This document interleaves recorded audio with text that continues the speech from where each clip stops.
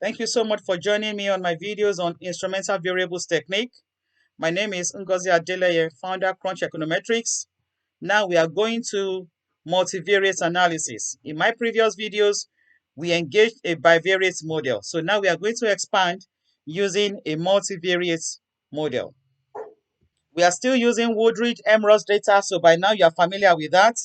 You can easily download the data from my ResearchGate profile, and I've also provided the do file. So this is a multivariate model where the log of wage is a function of education.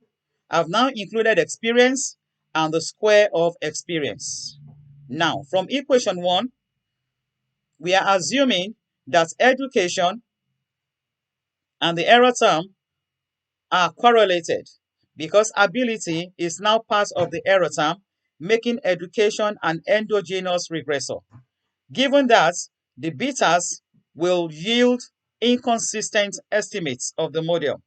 For us to correct that, we will need to find an instrument that will be uncorrelated with the error term, but correlated with education. This is very similar or exactly what I covered when I use bivariate models. All I'm just showing you that you can use the same approach to multiple variables, okay?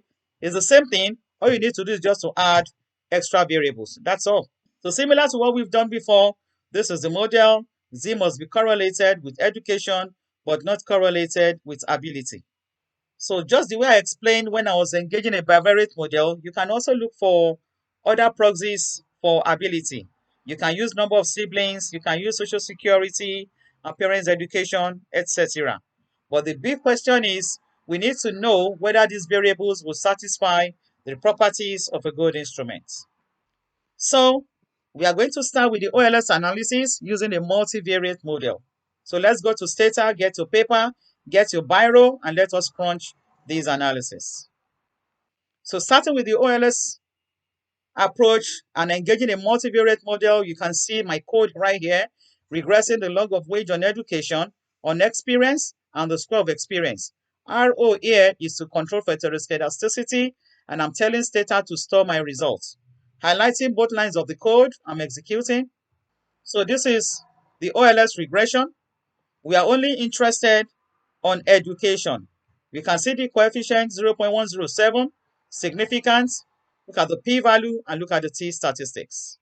So how can we interpret this? We can easily say another year of education will result in approximately 11% increase in wages. But what if we assume that education is endogenous? In that instance, we will need to bring in an instrument. In this instance, we are using Father Educ. We need to bring in an instrument, and the instrument must be exogenous and relevant. If you still don't know the properties of an instrument, please watch my introductory video. I was able to explain this in detail. So for further readings, I've been showing this list of textbooks from the very beginning. So by now you are familiar with it. You can read any of them or any other one that you are familiar with for you to get a deeper understanding about IV technique. I also have papers where I've used IV on the time series data and panel data. These papers are uploaded to my ResearchGate account. So thank you so much for watching. This is just the first part of a multivariate model under my IV technique approach, where I have just engaged an OLS technique. Stay with me. I'm going to now deploy an IV technique to control for endogeneity.